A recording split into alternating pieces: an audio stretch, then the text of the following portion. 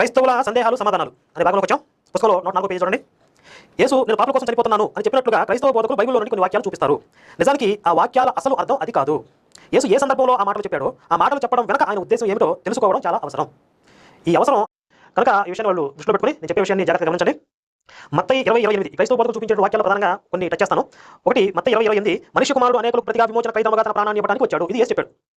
ఇది బైబిల్ గురించి లోతుగా తెలియని వాళ్ళకి వెనక ఏమనిపిస్తుంది, నిజంగా పాపల కోసం చచ్చిపోతానికి వచ్చాను అన్నట్టుగా అనిపిస్తుంది కదా, అనిపించదు. కానీ అసలు దానికి జాగ్రత్తగా పరిశీలన చేసి ఆ వాక్యం యొక్క అసలు అర్థాన్ని మనం తెలుసుకుందాం. వివరణ చూస్తే ఇక్కడ యేసు అనేకులకు అంటున్నాడు. ఏమంటున్నాడు?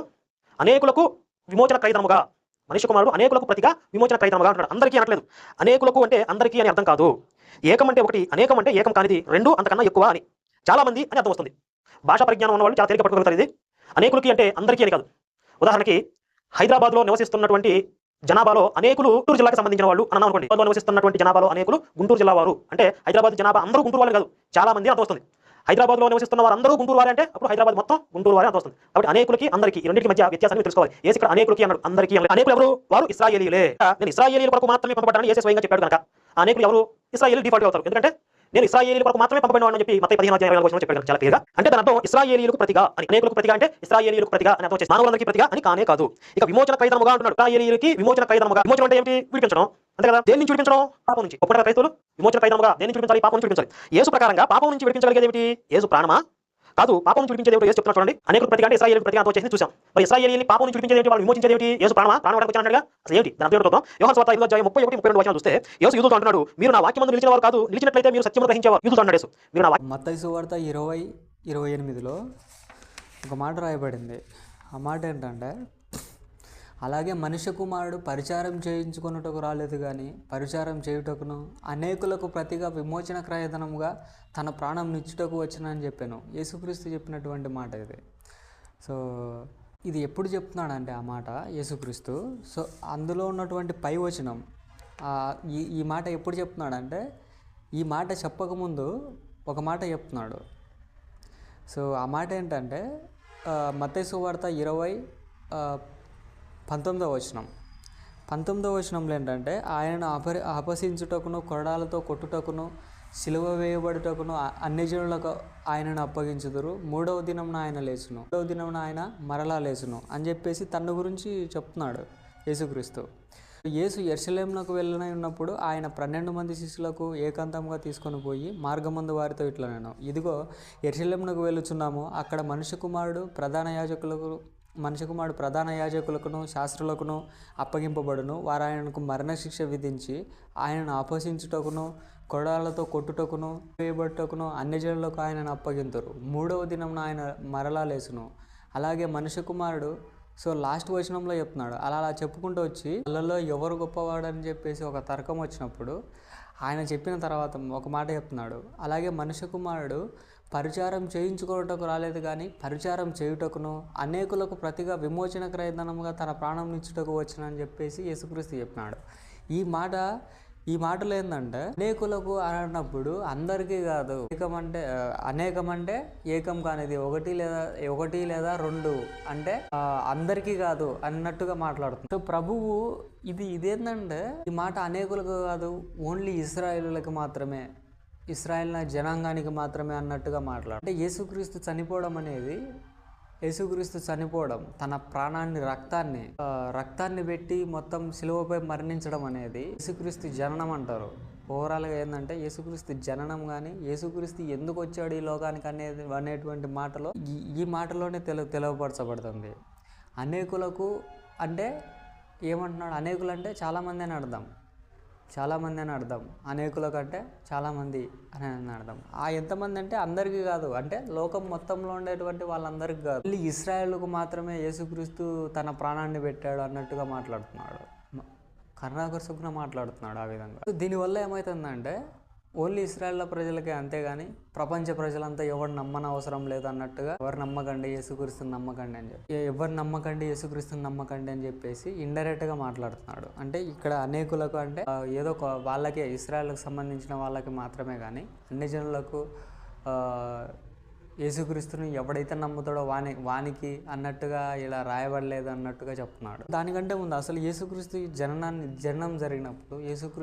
జననం జరిగినప్పుడు సో ఒక మాట రాయబడింది. మాట ఏంటంటే, సో లూకాసు వార్త 2:10లో అనేకుల కంటే ఇక్కడ మాట్లాడుతున్నాడు చూడండి.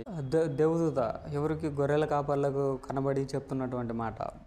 అయితే ఆ దేవదూత భయపడకుడి, అక్కడికి వచ్చినటువంటి గొర్రెలు మేపుకునేటువంటి వారితో చెప్పినటువంటి మాట, దేవదూత మాట్లాడే మాట. అయితే ఆ దూత భయపడకుడి, ఇదిగో ప్రజలందరికీ కలగబోవు మహా సంతోషకరమైన సువర్తమానం నేను మీకు తెలియజేస్తున్నాను. ప్రజలందరికీ కలగబోవు అంటే ప్రజలందరికీ కాదు అన్నట్టు అంటున్నాడు. యేసుక్రీస్తు పుట్టింది దేనికోసం? యేసుక్రీస్తు జననం జరిగిన తర్వాత దేవదూత చెప్పేటువంటి మాట ఏదేంటంటే, ఇదిగో ప్రజలందరికీ కలగబోవు మహా సంతోషకరమైన సువర్తమానం. యేసుక్రీస్తు పుడితే అసలు ప్రజలందరితో అసలు ఉత్సహించాల్సిన పని ఏముంది? యేసుక్రీస్తు పుట్టాడు. యేసుక్రీస్తు పుడితే ప్రజలందరికీ కలగబోయేటువంటి సువర్తమానం అంటే ఏంటి? అంటే యేసుక్రీస్తు జననం అనేది కూడా, యేసుక్రీస్తు అసలు పుట్టడమే లోక పాపాలన్నింటినీ తీసుకుపోయేటువంటి దేవుని గొర్రెపిల్ల అని చెప్పేసి మళ్ళీ యోహాను గారు బాప్తిసం ఇచ్చి యోహాను యేసుక్రీస్తు గురించి సాక్ష్యమిస్తాడు. ప్రవక్త బాప్తిసం ఇచ్చి యోహాను ప్రవక్త. యోహాను సువార్త 1:29 మరునాడు యోహాను యేసు తన యొద్దకు రాగా చూసి, ఇదిగో లోక పాపమును మోసుకొని పోవు దేవుని గొర్రెపిల్ల అంటున్నాడు. లోక పాపమును మోసుకొని పోవు దేవుని గొర్రెపిల్ల అని చెప్పేసి యేసుక్రీస్తుని చూసి, బాప్తిసం పొందడానికి వచ్చినటువంటి యేసుక్రీస్తుని చూసి బాప్తిసం ఇచ్చి యోహాను చెప్పినటువంటి మాట ఏంటంటే, ఇదిగో లోక పాపమును మోసుకొని పోవు దేవుని గొర్రెపిల్ల. అంటే యేసుక్రీస్తు పుట్టింది తన ప్రాణాన్ని ఇవ్వడానికి వచ్చింది అందరికీ. లోక పాపమును మోసుకొని దేవుని గొర్రెపిల్ల ఎందుకు అందరికీ? అనేకులకు అంటే ఇక్కడ అందరికైనా వస్తుంది. లోకానికైనా ఏందో, లోకం మొత్తం ఎవడైనా కానీ, లోకంలో ఉన్నటువంటి వాడు ఎవడైనా కానీ యేసుక్రీస్తును తన్ను ఎవడైతే అంగీకరిస్తాడో వాళ్ళందరికీ కూడా యేసుక్రీస్తుని నమ్మడం ద్వారా వాడు యేసుక్రీస్తు రక్తంలో కడవబడి వాడు పరిశుద్ధుడిగా తయారవుతాడు. సో అందుకు యేసుక్రీస్తుని నమ్మాలి. అసలు యేసుక్రీస్తుని ఎందుకు నమ్మాలి? అసలు విమోచనకు క్రయధనంగా అంటే దేవుని ఉగ్రత ఉంది. దేవుని ఉగ్రత నుండి తప్పింపబడాలంటే ఎవడైనా కానీ పాపం చేసినటువంటి వాడు ఎవడైనా కానీ యేసుక్రీస్తులోనికి నమ్మాలి. ఎందుకు నమ్మాలి అసలు యేసుక్రీస్తుని అంటే, ప్రపంచంలో ఎవరు చేయనటువంటి ఒక కార్యం యేసుక్రీస్తునందు మాత్రమే జరిగింది. తన గురించి వ్రాయబడినటువంటి మాటలను తాను ప్రకటిస్తూ అన్ని జనులకు అప్పగింపబడతాను, అన్ని జనులకు అప్పగింపబడిన తర్వాత వాళ్ళు నన్ను చంపేస్తారు, చంపిన తర్వాత నేను మరలా 3వ దినాన తిరిగి లేస్తాను అని చెప్పేసి, మరణాన్ని జయించిన వాడుగా నేను వస్తాను, ఆది సంభూతుడిగా నేను వస్తానని చెప్పేసి 3 days తర్వాత వస్తానని చెప్పేసి చెప్పాడు. శిష్యులకు కనబడి ఇదంతా లోకమంతా నమ్మేటువంటిదిగా ఇప్పుడు కాల విభజన కూడా యేసుక్రీస్తుని బట్టి విభజిస్తున్నాడు. క్రీస్తు పూర్వం క్రీస్తు శకం అన్నట్టుగా. యేసుక్రీస్తు లేకపోతే కాలాన్ని డివైడ్ చేయలేము. అంతకుముందు కూడా యేసుక్రీస్తు రానంత వరకు కూడా కాలాన్ని డివైడ్ చేయలేదు కాలాన్ని ఎవరు. యేసుక్రీస్తుని ఎందుకు నమ్మాలంటే, ప్రపంచంలో ఎవ్వడికి ఇవ్వనటువంటి ఘనత యేసుక్రీస్తు ఒక్కనికే ఉంది. అదేంటంటే మరణాన్ని జయించి తిరిగి లేచినాడు. అందుకు మనం యేసుక్రీస్తుని నమ్ముతున్నాం. ఎందుకు నమ్మాలంటే యేసుక్రీస్తుని ఎందుకు నమ్మాలి? ఎవడు చేయలేదు, ప్రపంచంలో ఎవడు చేయలేడు, ఎవడు చేయబోడు కూడా. యేసుక్రీస్తు మొట్టమొదటి ఆది సంభూతుడుగా అంటే మరణాన్ని జయించినటువంటి వాడిలో మొట్టమొదటి పర్సన్ ఎవరంటే యేసుక్రీస్తు. అది దేవుడిచ్చినటువంటి అధికారం అది. ఇప్పుడు క్రీస్తు రక్తము చేత కడగబడి, రక్తం అని ఎందుకు అంటున్నామంటే ఆయన మాట్లాడుతున్నాడు, యేసుక్రీస్తు చెప్తున్నాడు తన శిష్యులతో చెప్పిన తర్వాత, మనిషి కుమారుడు ఇలాగ చనిపోతాడు తన ప్రాణాన్ని పెట్టి రక్షిస్తాడు అన్నట్టుగా చెప్తున్నాడు. సో తాను అప్పగింపబడేటువంటి రాత్రి తన శిష్యులతో యేసుక్రీస్తు చెప్తున్నటువంటి మాట ఏంటంటే, ఇది మీ కొరకు చిందింపబడుచున్న నా రక్తము. ఓకే, ఇది మత్తయి సువార్త 26, 27, 28. మత్తయి సువార్త 26, 27, 28లో ఇప్పుడు ఇక్కడేమంటున్నాడంటే, మరియు ఆయన గిన్నె పట్టుకొని కృతజ్ఞతాస్తుతులు చెల్లించి వారికిచ్చి, దీనిలోది మీరందరూ త్రాగుడి, ఇది నా రక్తము, అనగా పాపక్షమాపణ నిమిత్తం అనేకుల కొరకు చిందింపబడుచున్న నిబంధన రక్తం అంటున్నాడు. ఇక్కడ యేసుక్రీస్తు యొక్క రక్తం వల్ల ఇన్వాల్వ్మెంట్ ఉంది. ఎందుకంటే క్రొత్త నిబంధన అంటున్నాడు. అనేకుల కొరకు, దేని కొరకు? ఇది నా రక్తము, అనగా పాపక్షమాపణ నిమిత్తం అనేకుల కొరకు చిందింపబడుచున్న నిబంధన రక్తం అంటున్నాడు. యేసుక్రీస్తు రక్తం వల్లనే పాపక్షమాపణ అనేటువంటిది జరుగుతుంది. ఇప్పుడు యేసుక్రీస్తుని ఎందుకు నమ్మాలి? ఒకటి, వాడు రక్షింపబడాలంటే అయినా యేసుక్రీస్తుని ఎందుకు నమ్ముతాం మనం? వాడు చేసినటువంటి పాపాల నిమిత్తం, వాడు పాప క్షమాపణ నిమిత్తం వాడు మారు మనసు పొందిన వాడుగా యేసుక్రీస్తునందు బాప్తిసం తీసుకోవాలి. అప్పుడు రక్షణలోనికి వస్తాడు, కడగబడతాడు. వాడు యేసుక్రీస్తు రక్తం వలన వాడు కడగబడి వాడు పాపక్షమాపణ నిమిత్తం విముక్తుడవుతాడు. అందుకే అనేకుల కొరకు విమోచన క్రయధనముగా అంటున్నాడు. అంటే పాపాల నుండి విడిపించేటువంటి రక్తం, ఇదిగో నా రక్తం తీసుకొని తాగుడు అంటున్నాడు అపోస్తలులతో. ఇది నా రక్తము అనగా పాపక్షమాపణ నిమిత్తం అనేకుల కొరకు చిందింపబడుచున్న నిబంధన రక్తం, కృత నిబంధన.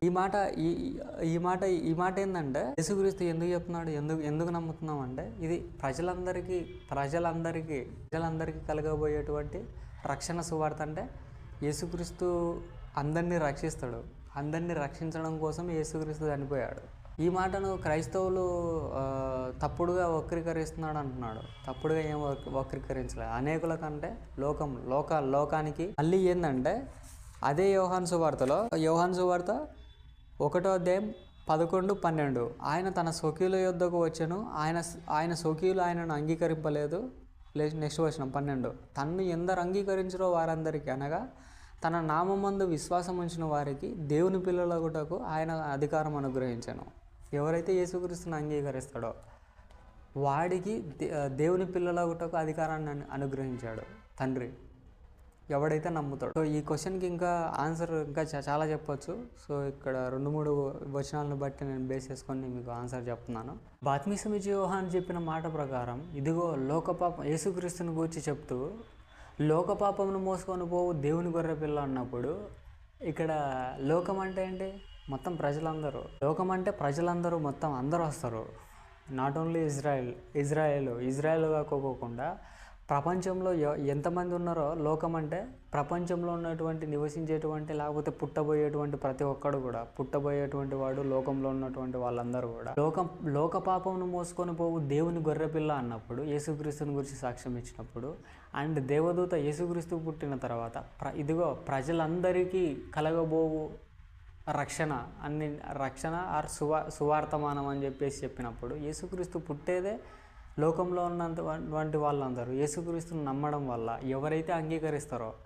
ఎవరైతే యేసుక్రీస్తుని అంగీకరించడం మీన్స్ యేసుక్రీస్తునందు బాప్తిసం పొందుతాడో వాడు తన రక్తం చేత, యేసుక్రీస్తు రక్తం చేత కడగబడి ఇది నా రక్తం వలనైనటువంటి క్రొత్త నిబంధన అని చెప్పేసి యేసుక్రీస్తు చెప్పేశాడు. నిబంధన రక్తము, క్రొత్త నిబంధన, అనేకుల కొరకు చిందింపబడుచున్నటువంటి నా రక్తం అని చెప్పేసి యేసుక్రీస్తు అప్పగింపబడేటువంటి రాత్రి తన శిష్యులతో చెప్పినటువంటి మాట ప్రకారం ఇక్కడ లోకంలో ఉన్నటువంటి ప్రజలందరూ ఎవడైనా కానీ, అది యూదుడా లేకపోతే గ్రీసు చేస్తాడు అంటే అన్యజనుడైనటువంటి వాడు ఎవడైనా కూడా యేసుక్రీస్తుని ఎవడైతే నమ్ముతాడో వాడు యేసుక్రీస్తును అంగీకరించినటువంటి వాడుగా తన పాపాల నుండి తాను పాపక్షమాపణ నిమిత్తం వాడు కడగబడతాడు. వాడు చేసినటువంటి పాపాలన్నిటువంటి యేసుక్రీస్తునందు కడగబడి వాడు పరిశుద్ధుడిగా తయారవుతాడు, రక్షణలోనికి వస్తాడు. వాడు లోకం అని చెప్పిన తర్వాత ఇక్కడ అనేకుల కొరకు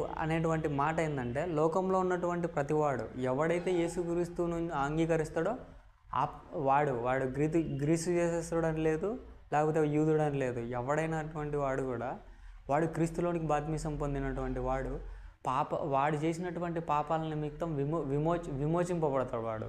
వాడు ఎటువంటి పాపాలు చేసినప్పటికీ కూడా వాడు యేసుక్రీస్తులోనికి బాప్తిసం తీసుకున్నప్పుడు వాడు విమోచింపబడతాడు, వాడు రక్షింపబడతాడు, రక్షణలోనికి వస్తాడు. వాడు యేసుక్రీస్తు ఏ విధంగా అయితే మరణం పొంది తిరిగి లేచినాడో, యేసుక్రీస్తు వచ్చినప్పుడు 2వ రాకడ సమయమందు యేసుక్రీస్తునందు వాడు కూడా లేపబడతాడు. ఆత్మచేత లేపబడి యేసుక్రీస్తునందు నిత్యుడిగా బతుకుతాడు. అందుకే నేనే జీవాన్ని, నేనే సత్యం, నేనే మార్గం అంటాడు. సో అది ఇక్కడ ఏం చేస్తున్నాడంటే కరుణాకర్ సుగుణ, అది ఓన్లీ ఇశ్రాయేలుకే, ఈ ప్రజలందరికీ కాదని అంటున్నాడు. సో ఆ అనేకులకు అని చెప్పినప్పుడు యేసుక్రీస్తు ఆ మాట అనేకులు అంటే ఎవడైతే తనను అంగీకరిస్తాడో, ఎవడైతే తన పాపాలను పోగొట్టుకోవడానికి యేసుక్రీస్తుని నమ్ముతాడో వాడి నిమిత్తం చెప్తున్నాడు. అది ప్రజలందరూ, లోకంలో ఉన్నటువంటి ప్రజలందరూ. లోకము అంటే మొత్తం అందరూ వస్తారు. ఇక్కడ ఏంటంటే ఓన్లీ ఇశ్రాయేలుకి అన్నట్టు మాట్లాడుతున్నాడు. ఇశ్రాయేలుకి కాదు, ఇశ్రాయేల్ దగ్గరికి వచ్చాడు. కానీ యూదులు యేసుక్రీస్తుని అంగీకరించలేదు. తన సొంత వాళ్ళు అంగీకరించకపోయినప్పుడు అన్ని జనులు ఈయన యందు నిరీక్షణ ఉంచెదరు అనేటువంటి మాట కూడా రాయబడింది. ఆ అన్ని జనులు అంటే ఎవడైనా వస్తాడు. అన్ని జనులు వాడు ఇండియా వాడా, లేకపోతే ఇంకొక కంట్రీ వాడా, ఇంకొక కంట్రీ వాడా అని కాదు. ఎవడైతే యేసుక్రీస్తుని అంగీకరిస్తాడో వాడు యేసుక్రీస్తునందుకు బాప్తిసం పొందితే వాడు తన పాపాల నుండి విముక్తుడవుతాడు. పాపాలు యేసుక్రీస్తు రక్తం వలన కడగబడిన వాడు అవుతాడు.